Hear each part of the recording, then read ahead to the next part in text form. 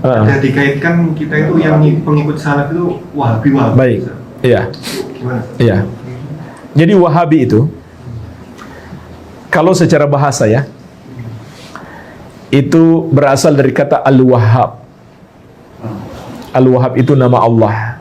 Artinya Allah yang maha memberi. Kemudian mereka tambah huruf ya.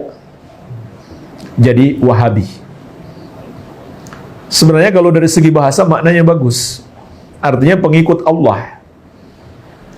Tapi yang mereka maksudkan bukan pengikut Allah. Pengikut Muhammad bin Abdul Wahhab.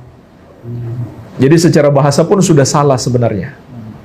Bukan hanya salah, tapi ini adab buruk kepada Allah.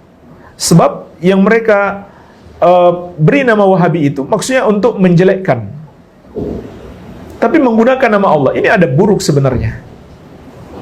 Padahal yang mereka maksudkan pengikut Muhammad bin Abdul Wahhab.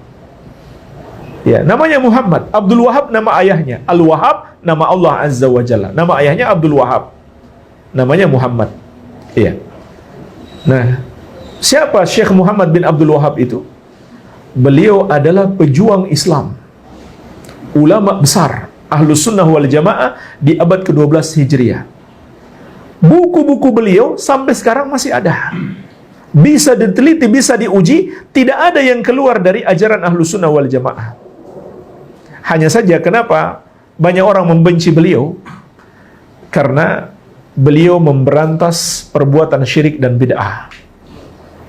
Itulah yang membuat orang-orang yang berbuat syirik dan berbuat bid'ah sangat benci kepada beliau. Itu sebabnya mereka menggelari pengikut beliau dengan Wahabi. Ya, karena di zaman itu di abad ke-12 Hijriah di Arab Saudi, syekh ini punya kekuatan besar, pengikutnya banyak. Termasuk didukung oleh pemerintah Arab Saudi.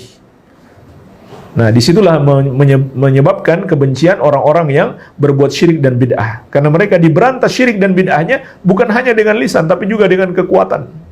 Dengan kebijakan pemerintah di masa tersebut. Iya.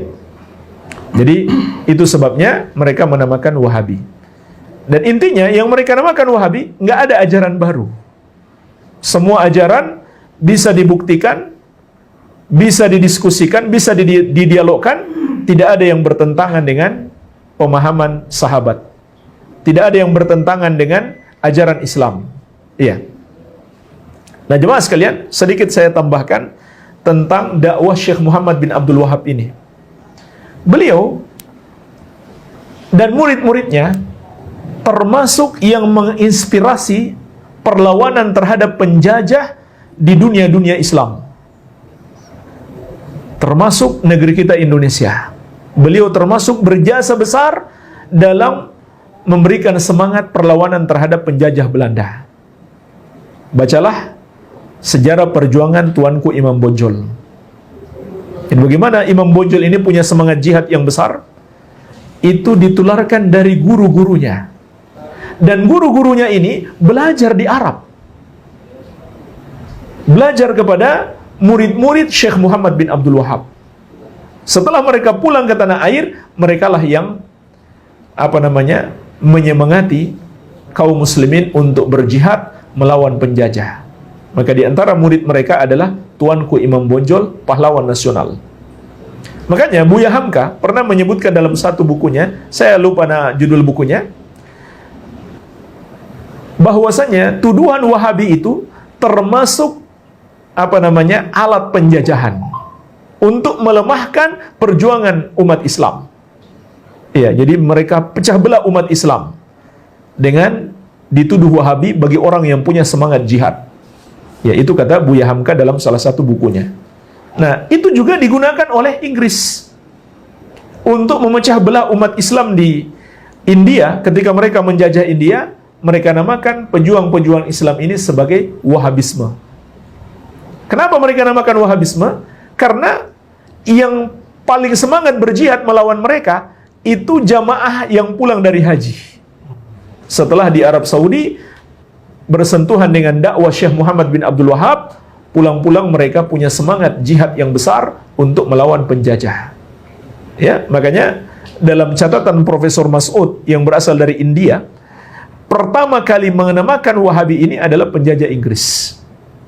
Kemudian diikuti oleh sebagian kaum muslimin yang salah paham. Iya.